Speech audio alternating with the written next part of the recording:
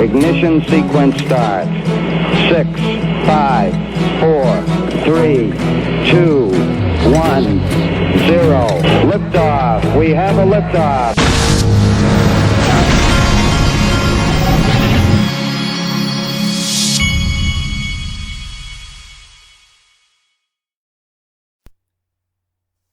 Hey everybody, this is the Digital Asset Investor, and if you've been with me for a while, you know that my favorite videos are the ones where you have an aha moment. Well, I believe there's at least 1 to 4 aha moments in this video.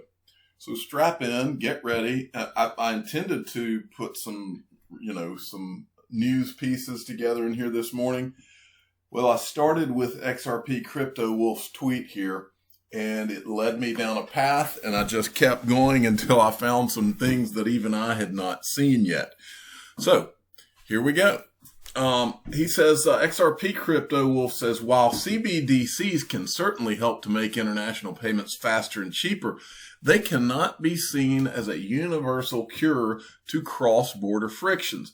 Even bankers see that a CBDC will still need a universal bridge asset, and that's when XRP will come in.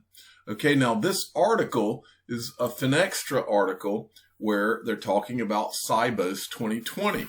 Now, I realized when I was looking at this that I have not, there's many of you that haven't been around, and you weren't around when we've been talking about Sibos a lot over the last few years, because it's one of the bigger financial conferences or payment conferences, and it's where a lot of these different companies come. And Ripple's been very active with Sibos. Many of the others, have been active with Sibos. So we've shown a lot of different things from Sibos over the years. And so basically they're talking about CBDCs, but that's not what I'm gonna go over with you. I wanted to show you first I wanted to show you a little history here. This is from Bank XRP.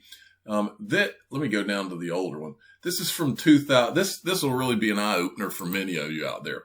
This is from Panda Ripple XRP, who says a picture is worth 1,000 words. Look at how things have changed and progress upward and onward. This is David Schwartz. This is 2013. This is the Ripple booth. This is before they even had the XRP logo.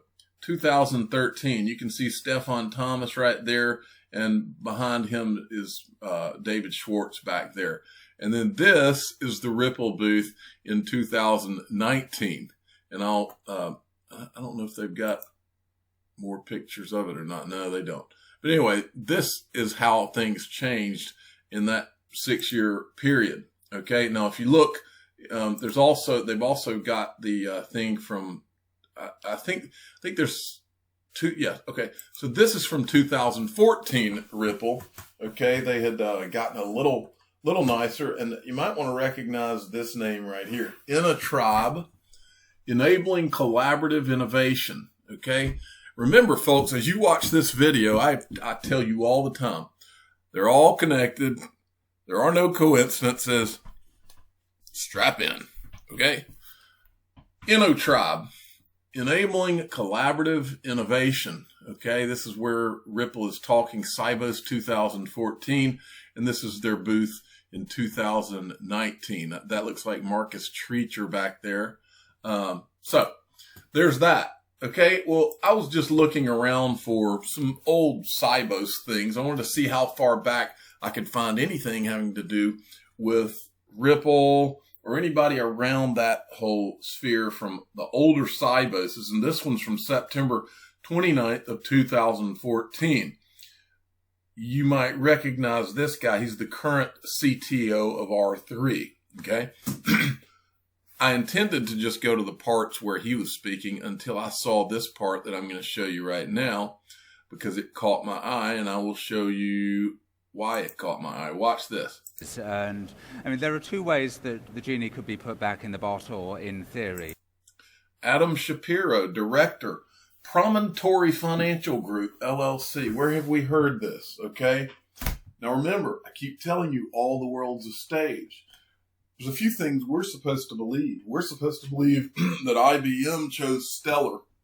we're supposed to believe that all of these are separate things. You have IBM over here, R3 over here, and all this. The more I see, the more I believe that all these people have been working together from day one, and I'm going to show you why I think that. Adam Shapiro, who's sitting right beside Richard Brown, who is in this photo, I think he's with IBM. Let me fast forward to him real quick to make sure. What does it say about him? Right. They did everybody's title right before they started talking. Let me see if they pop his up. They may not have ever put his up. Let me see. Hold on.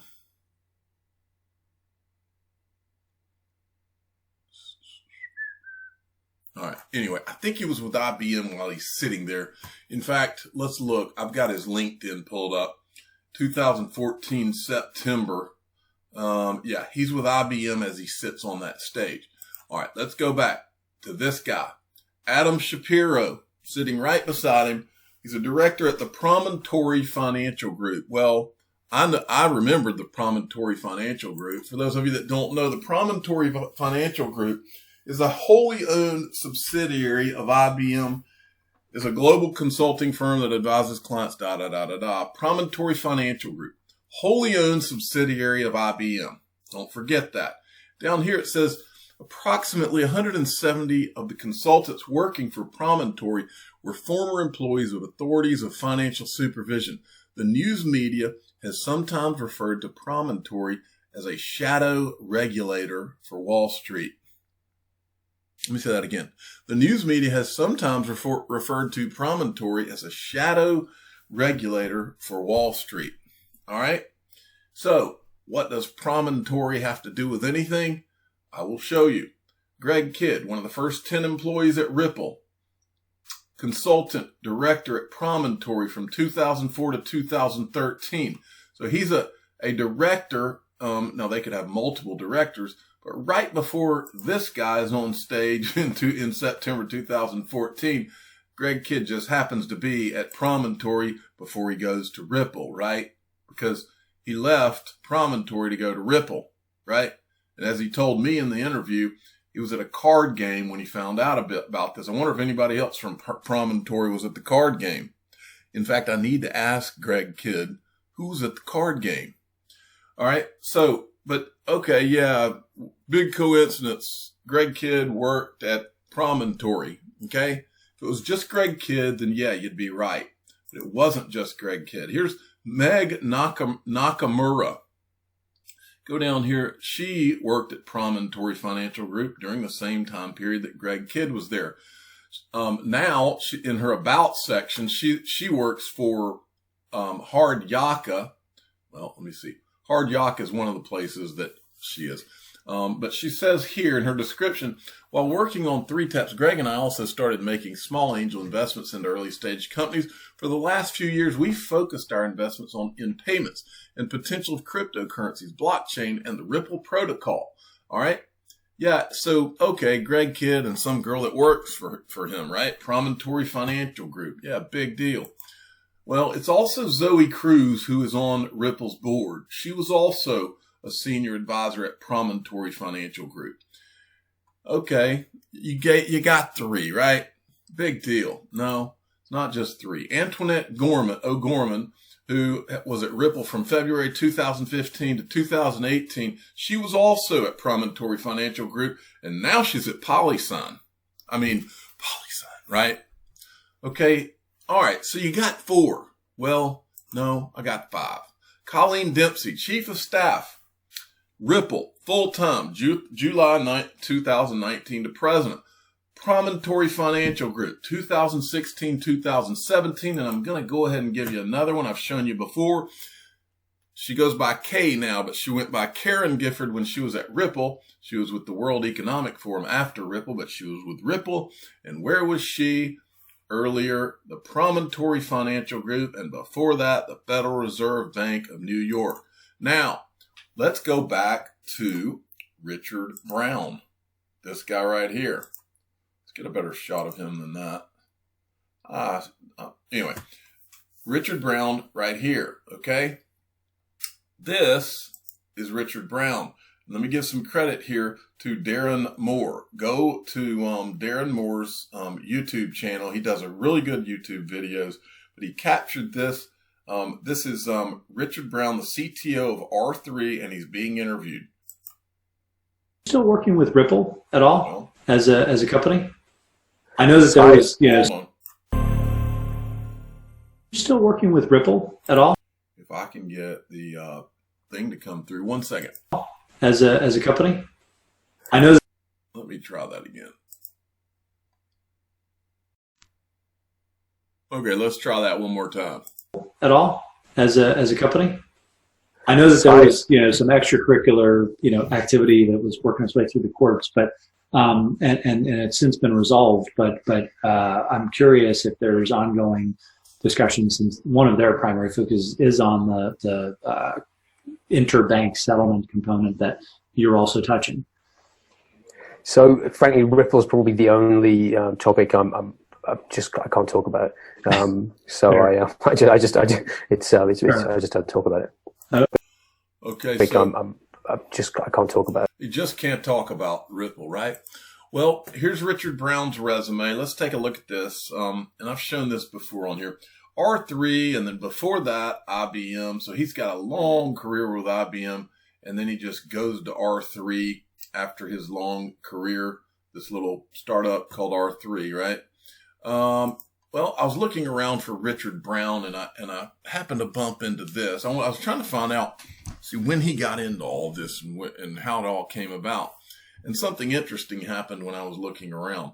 This is him from that clip that I showed you a minute ago. Here's his title. I missed it. Executive Architect for Industry Innovation, Banking and Financial Markets, IBM UK. Now, before we go any further, I want to take you back. Remember when I was showing you this? InnoTribe, Enabling Collaboration and Innovation. This is way back in 2014.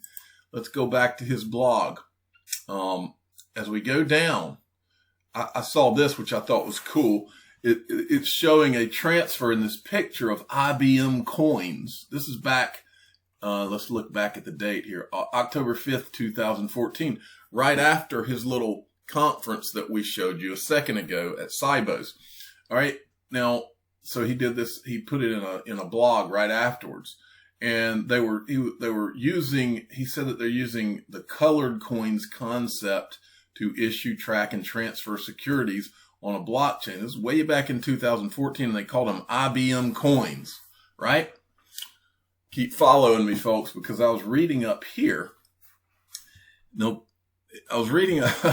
hosted 5 startup CEOs in the Innotribe stage at Sibos on Monday. And it's interesting to me that the demo that created the most excitement was Yanni Asai's demo of colored coins, Well, I saw this link right here, and I decided to click on it. Well, when you click on it, this is what comes up. And the second I saw this, it reminded me how it's dark in there, that dark background. It reminded me, and I didn't even know it. When I first clicked on it, I didn't know it, but it's called Disruption Cryptocurrencies.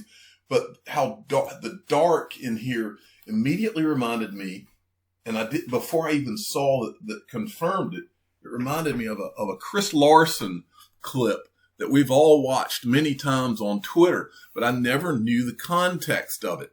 It was just a clip of Chris Larson that I've seen.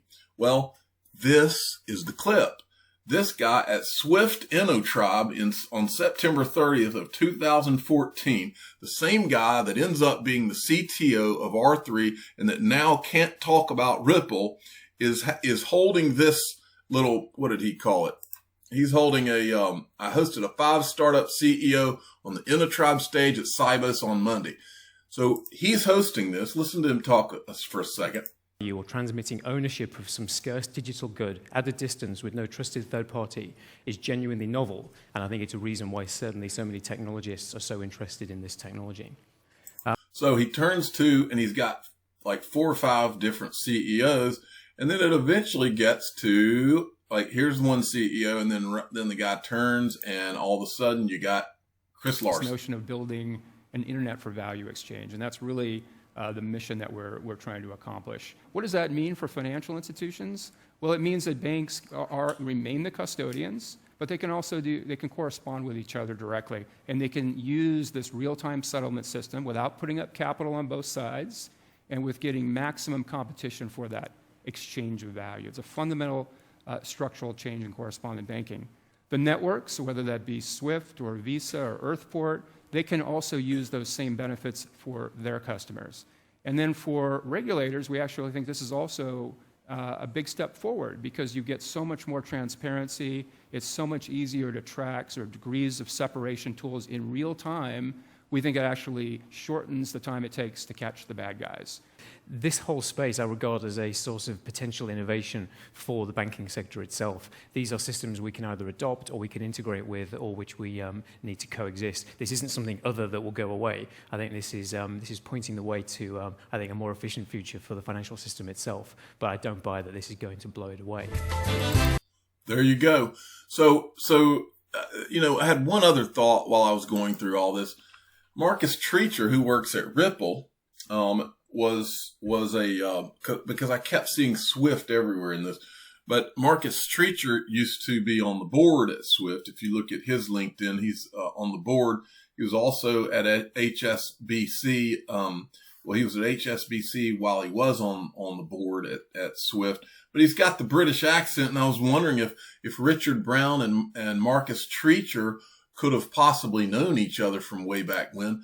And I was looking around, I Googled both of their names, and this came up from the Swift Institute. And as you scroll through here, it's cybersecurity in the financial industry. And as you scroll through here and you get down to about right here, you've got these guys, they're doing new financial products and their security vulnerabilities. Marcus Treacher on the panel. Marcus Treacher, Global Head of Innovation, Payments and Cash Management at HSBC, who just went live with Contour, by the way. And Contour, remember, is related to R3. And then you got the moderator, Richard Brown, Executive Architect, Banking and Financial Markets, IBM, on the same panel right there. And let me say that again. HSBC just announced their trade finance, I think it's trade finance platform, Contour, which is connected to Swift and to the Corda settler, which uses XRP. Do you think it's a coincidence? These two guys, now the date on this is back, let me see if they have a date on here. November, this is right after that Sibos, November 19th, 2014. You think all of this is a coincidence? I don't. Because we also had R3 at the Obama administration. This is from 2016. You can see this clip here. I went and found this morning. I've shown it before on my channel. This guy right here was the CEO. His name was Tim something or other. He was the CEO of R3. When R3 first came out, they called it R3 CEV, C-E-V. And all these banks just all of a sudden just hopped on board. This is Inside RC's presentation to the Obama administration, 2016. Their plan for DLT has been going on for a long time, Here's the article from CoinDesk back then, May 31st, 2016. R3 meets Obama advisors at DC blockchain event. And then this is the actual video. This is from, if you look up here, from the President's Council of Advisors on Science and Technology. And this is their R3 actual presentation, and this is the CEO speaking. By the way, the guy to the left of him, his name is Simon something. Here, let me see if I can show you. Simon, let me keep going over. If I can see his name. The new Simon Johnson. If you look up Simon Johnson on LinkedIn, I had it pulled up a minute ago and took it down. He was with the IMF. And if you look at the guy to the left of him, it gets even more interesting, and you can go look this up too. His name is Jerry Brito. That guy. At the time, the purpose. If you go look up Jerry Brito and do a Google on him, he is with what is it called? Coin. Oh, I think I got this pulled up. Here's Jerry Brito right here, Executive Director at Coin Center. And look who's right beside him on the board of directors. Susan Athey, who's on the board of directors at Ripple. You can't make this stuff up. I'm the digital asset investor. I'm not an investment advisor. This is for entertainment purposes only. Please subscribe, hit the like button, and tell your friends and family that there are no coincidences. It's all connected. This is not my imagination. I've seen enough, and I don't ignore what I see as the elephants in the room. And in this video, I feel like there's a lot of elephants in the room. Thanks for watching. Wait, sometimes I say it so many times that I forget if I said it or not. I'm the digital asset investor. I'm not an investment advisor. This is for entertainment purposes only. Please subscribe and hit the like button and tell your friends and family that there are no coincidences. Thanks for listening. Every day, billions of people around the world are mocked, ridiculed, laughed at, and embarrassed by their friends, family, and even strangers. These people go through their days knowing there are secrets being kept from them. They hear the faint whispers behind closed doors. The information and knowledge is held very close and only shared with others who were fortunate enough to find out. Feeling lost, rejected, and ostracized, these people give up, never finding out what digital assets the digital asset investor holds. But there is hope. Join the free Digital Asset Investor email newsletter and find out what digital assets he owns each month, including investments he's considering. Click the link in the description of this video or go to digitalassetinvestornewsletter.com. Put an end to your days of gloom and depression. Join the greatest free digital asset email newsletter ever created.